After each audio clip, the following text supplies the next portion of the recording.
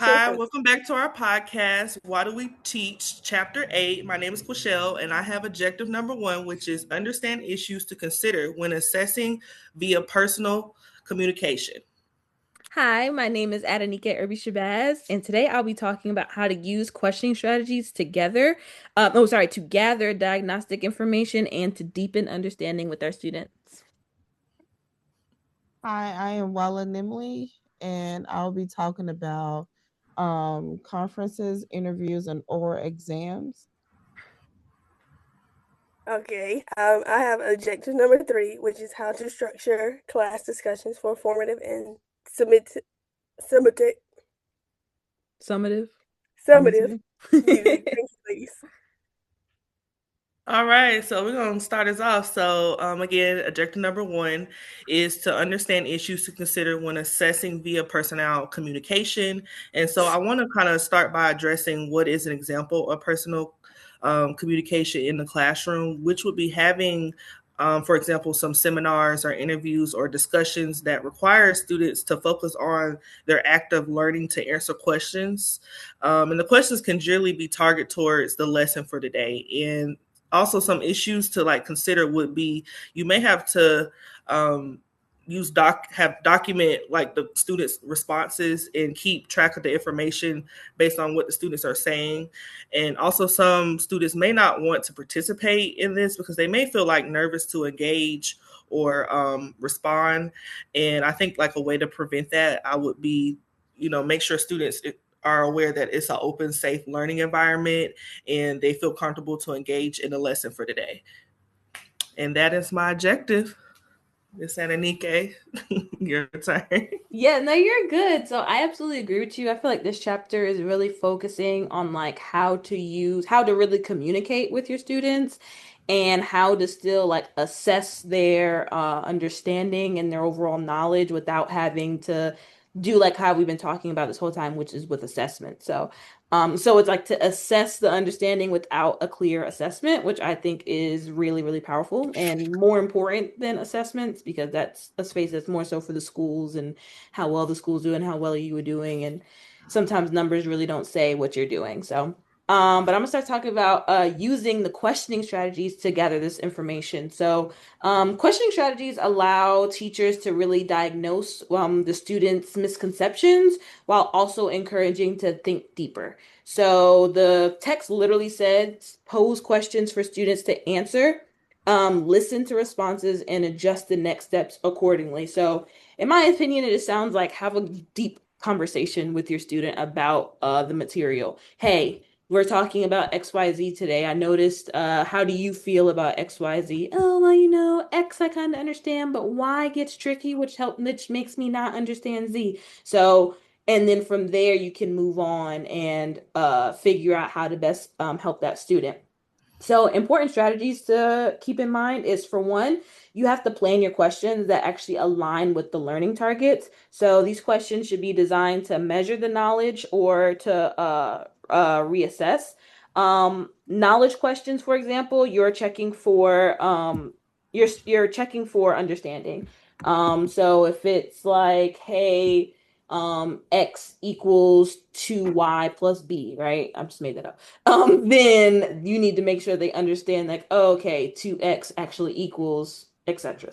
But if it's reasoning questions, that's when you analyze, compare, evaluate. So it's more so okay, so why does 2X equal that do da da da da? I can't remember what I said because it made no sense.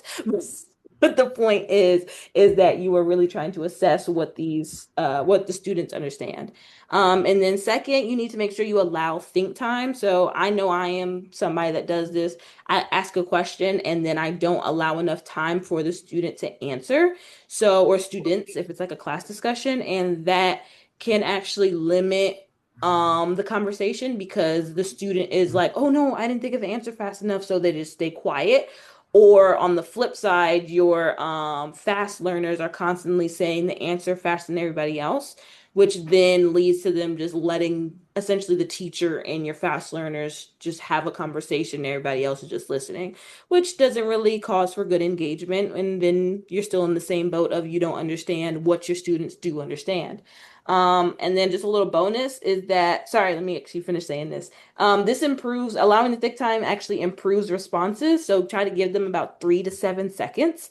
That is what the reading suggested.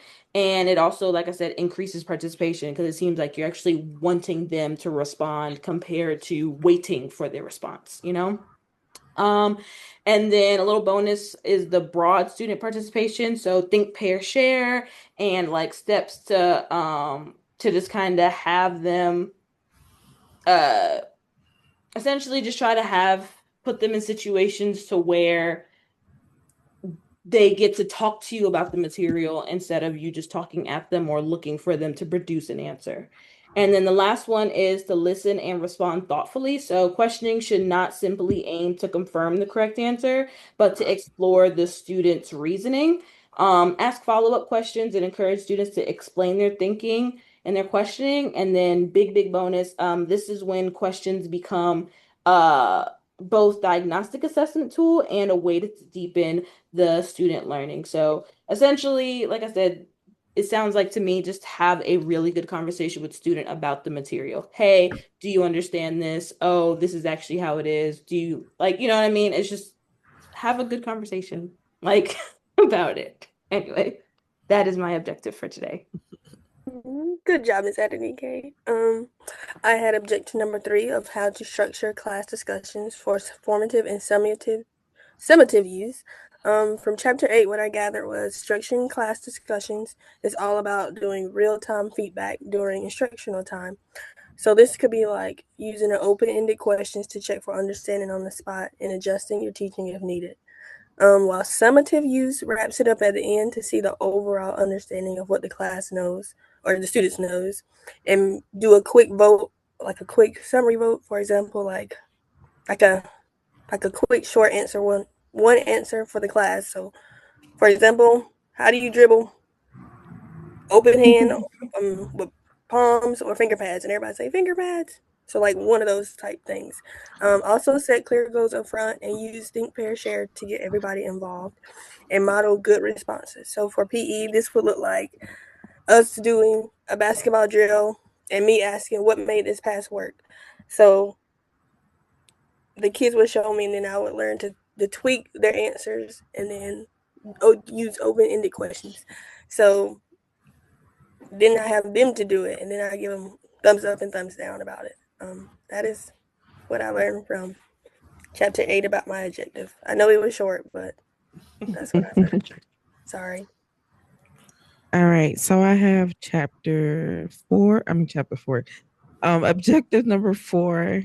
And mine is pretty much saying conduct conference interviews and oral examination to obtain accurate information about student achievement. When going through the reading, I just dropped down a couple of things that stand out to me when it comes down to conferences, interviews, and oral exam.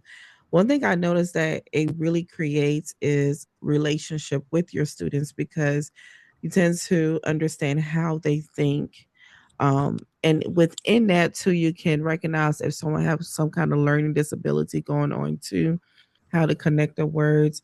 And I know that in the school system, they talk a lot about collabing with classroom teachers. So, as an encore teacher, if you notice certain things like you have questions, oral exam or interview question or short insert questions, and you notice like there's some kind of learning disability going on or they need work in this area that since instructor is off, you can be able to collab with that teacher. And hey, I noticed this when I give my exam, such and such is kind of lacking in this area, which can help the student a lot to progress in their classroom when you collab and you see those things going on. So for my understanding, conference interviews and oral exam allow me as a teacher to assess students on a deeper and more personal level. Like I said, you can build that relationship through their short answer, tend to find out the kind of person they are and how they think.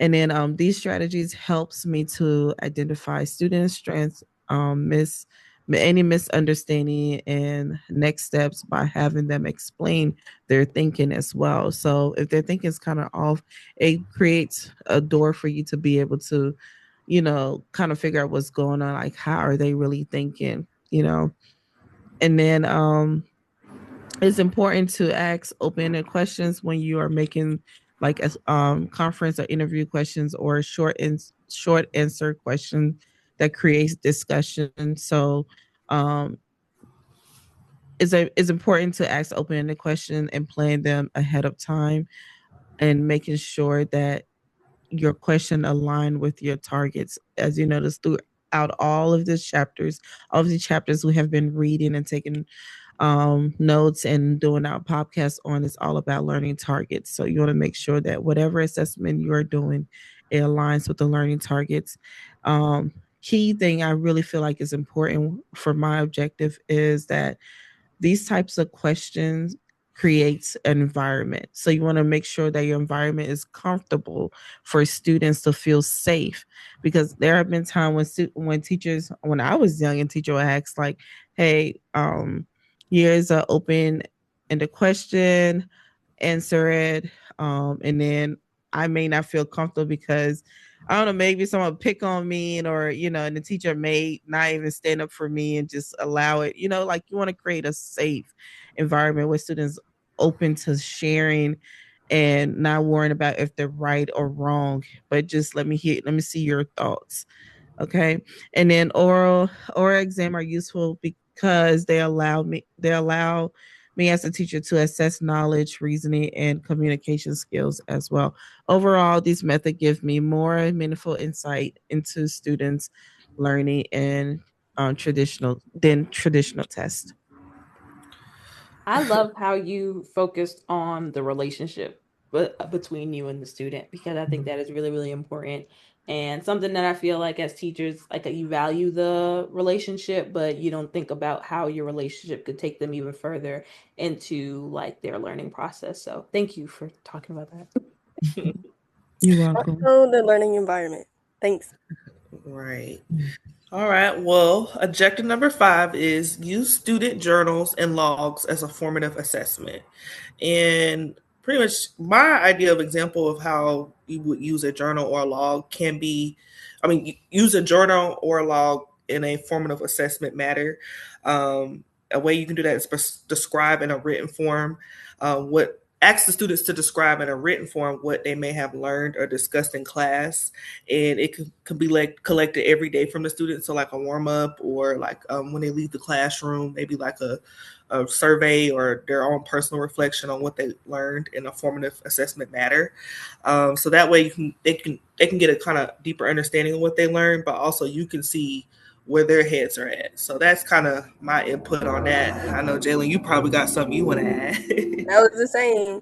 I just want to see the reflections that they would learn and what they struggle with and how they understand the information that I'm trying to teach, and if they get it, and the next steps to help them improve, and to also spot concerns. So like Mrs. Welle said, the learning disability, so I can spot that too throughout the what's it called throughout the learning Academic year, mm-hmm. learning Yes. experience.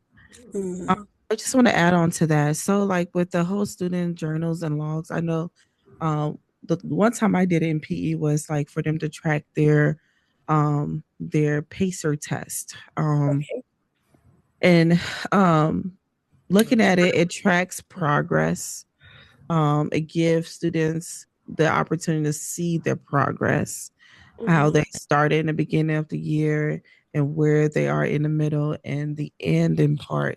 And it also help them to adjust if they need to. It's almost like when you are in the fitness world, when you're working out, you keep a fitness journal. Um, Mm-hmm. where like you get able to see your progress. If you're not doing well, how can you adjust? You can go back, you can reference. Also give you that visual piece as well.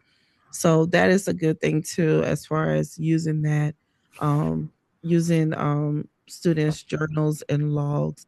And then you also get a chance to express thoughts, see where they are struggling at as well, and Mm-hmm. where they are mastering at. Oh, are you? That was good.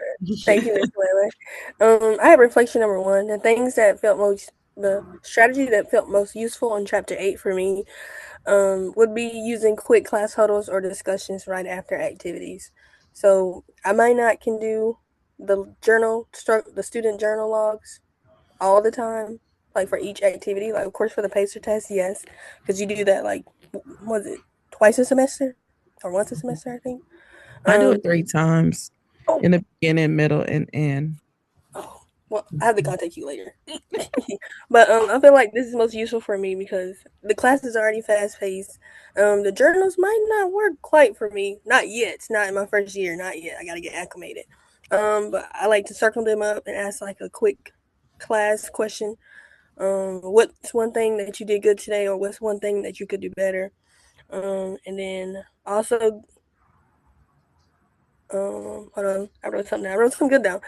All right. Also asking the whole group of questions so everybody doesn't feel left out, like Miss Whaley said, like having a good learning space where everybody feels welcome to share their answer because somebody may be struggling with something like dribbling and somebody else might not. But if somebody else says they're struggling with dribbling, it'll make them feel more comfortable sharing. So I think that's one thing that I'll use that's really useful in PE. So excellent. Sorry. Love how you reinstated some of the things that I talk about, especially with relationship. And I think that's a big thing for teachers to understand. Once a student have relationship with you, it's easier for them to connect and open up. And then with that relationship too, you'll be surprised. They encourage students to want to do better, want to go beyond their normal work ethic because they know that you care. So we just had a PD today for health and PE, and that's one of the things we talk about, building that relationship.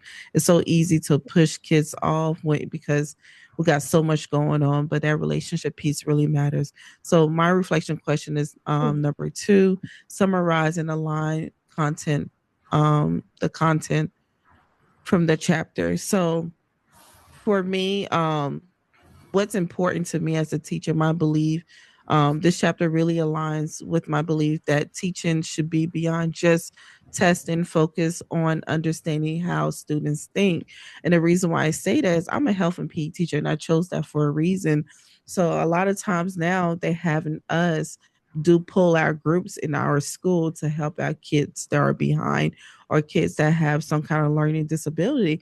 And I said, well, look, I send my money to North Carolina A&T every month, and they pay me to be a health and PE teacher. How am I supposed to dive into an area that I didn't sign up to teach? So I had to think.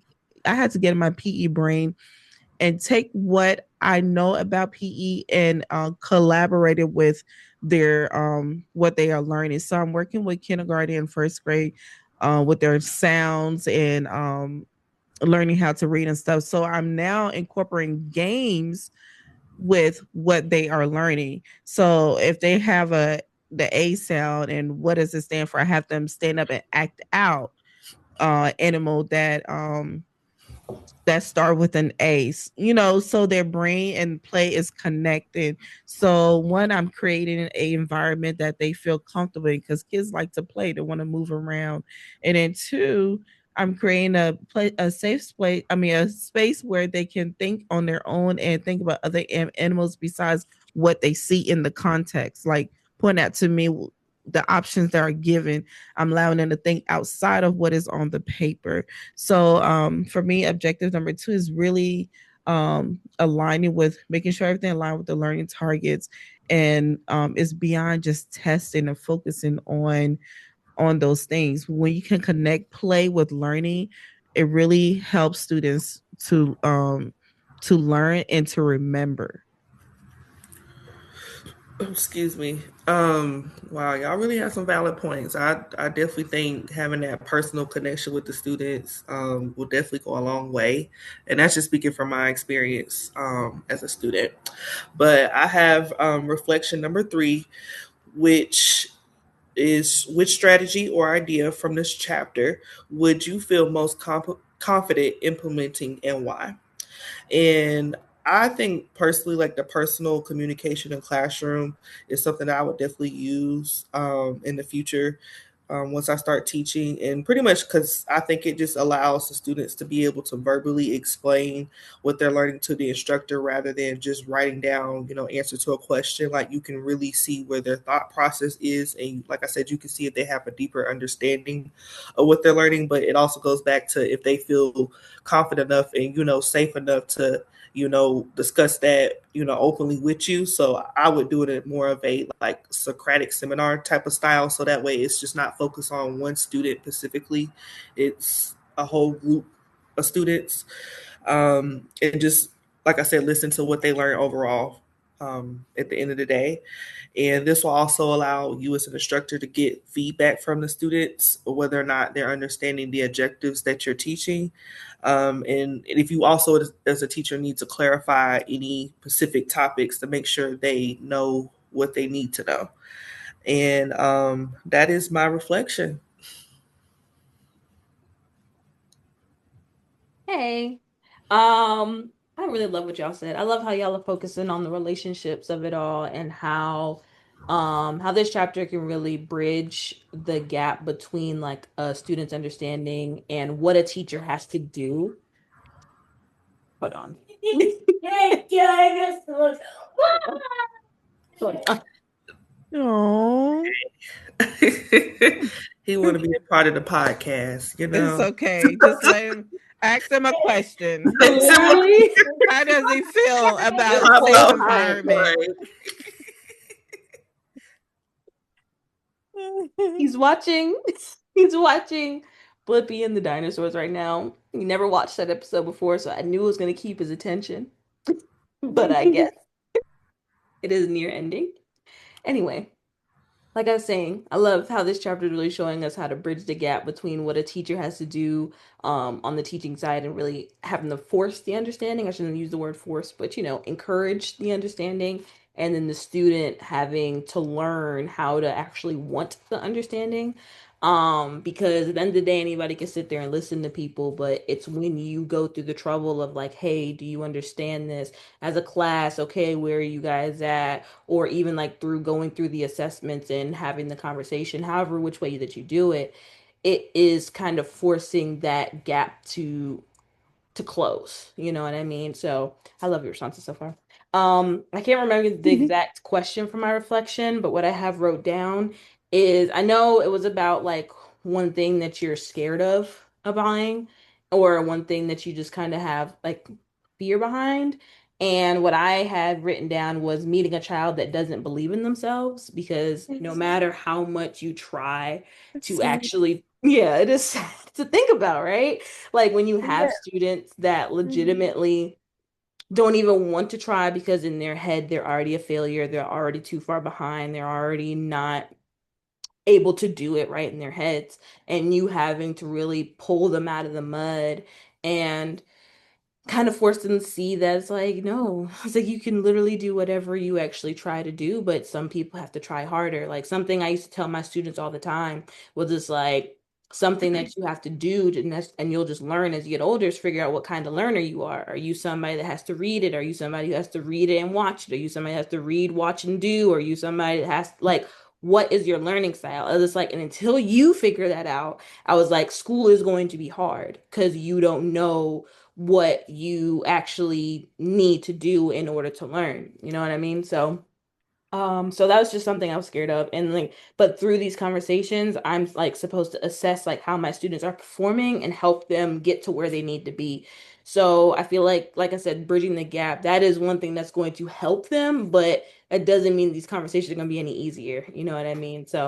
And then a student that believes they are lost cause or just thinks that they are too far behind to catch up. I was like, it's going to take more than just a plan. Like this is going to take I probably the whole year, probably letting the teacher know in the following year, like, hey, this is this person's mindset. This is what I've been doing. This is what's been working. Really getting parents involved. Like it's going to take a team effort because this isn't anything that will be done overnight or even in a school year. And it's going to take a lot of empathy. It's going to take a lot of perseverance, like I said, parent-teacher conferences, maybe a counselor. Like this is not going to be anything easy. So you love to think about the high flyer that's just kind of lost. You're like, oh yeah, this is just what you don't understand. All right, cool. Or but then there's the other side of just like, no, I don't want to understand this. I don't need to understand this. I don't think I can understand this, and trying to bring those students up. So that's just something. And I did have some students like that is when I was teaching math for a semester until the teacher was able to come into the country. And I legit had a student, this is maybe 2 years after the pandemic. So when the pandemic happened, he was in third grade. So it was like a year and a half if he just wasn't really in school. Um, and then his dad didn't, we're not talking about family life. Anyway, so, Oh. but here comes him in sixth grade, and he always acts out in math. Like he acted out a little bit in ELA, but we just knew he was at a lower reading level, so that was kind of whatever. Like we figured out how to keep him under control in ELA, but in math, it was always like a big battle. And one day he came in late. The students were taking a test. I said, "Hey, you haven't been here all week. I'm not gonna make you take this test. Let's do this work." And I was asking him simple addition, like, "Hey, what's 6 plus 6?" And he'd be like, 13. I'm like, okay. I was like, "Let's count with your fingers." And he would count on his fingers, and he would literally get to 13. And at first I thought he was playing with me. But then like it just kept happening. Like sometimes he'd be at higher than one, sometimes he'd be lower than one, but it just kept happening. So I was like, oh. So we might have a learning disability here, and we just have Mhm. no idea, because there's no way you're counting on your fingers at 12 years old and you still can't give me the correct answer. I was just like, there's something deeper here. Even if it is just, you were behind in third grade, the pandemic happened, now you're in sixth grade, so you're just even further behind. It could be that, but not being able to Yeah. count on your fingers signals a little bit more. And before we can even start any intervention, because of all of his behavioral issues, his dad blamed us and brought him to a different school. Oh. So I was like, I have no idea if that student ever got the help that he needs. He would be in eighth grade or ninth grade now this year. No, We maybe, gonna yeah, hope. he'd be in ninth grade this year. So I hope, I hope so but too. it's I just hope one of those so too. like, that's just what I'm scared of. I shouldn't even say scared of, but something that I know is going to be challenging. I think that was the reflection. What do you think is going to be the most challenging? And it's for sure meeting those students that needs a little bit more than just a conversation. It's students that really need a plan for us to figure it out, and so on and so forth. So yeah.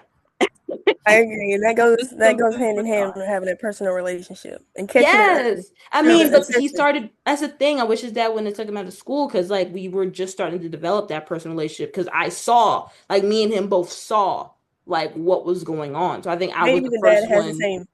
Maybe he I has a learning disability too. well he already had a either IEP or a 504 for reading, but he didn't have Hmm. anything for math. Oh, so he So just had one. I would have been the teacher to start initiating that process, but he went to another Mm. school that was also known for behavioral issues. So I hope Oh I goodness, hope he got what he needed, We but just gonna also hope. We really gonna we hope. go that's pray. all, right? Let me squeeze this summary in. Go All right, ahead, yes. y'all did awesome. Um, Based off objective number one, I gathered that planning performance assessments involves creating authentic, goal-oriented tasks that require individuals to apply knowledge to real-world scenarios rather than just recalling facts. Objective two, I learned that important strategies are to plan questions that align with learning targets, allow time to think or allow think time, and listen and respond thoughtfully. Objective three, let me hurry up. Class discussions serve as a powerful personal communication tool for both formative and summative assessments. Objective four, make sure whatever your assessments are, that it aligns with your targets and focus on understanding how students think. And objective five, student journals and logs can function as ongoing formative assessments by capturing self-reflections, goal setting, and progress tracking by students on their own words. Thank you.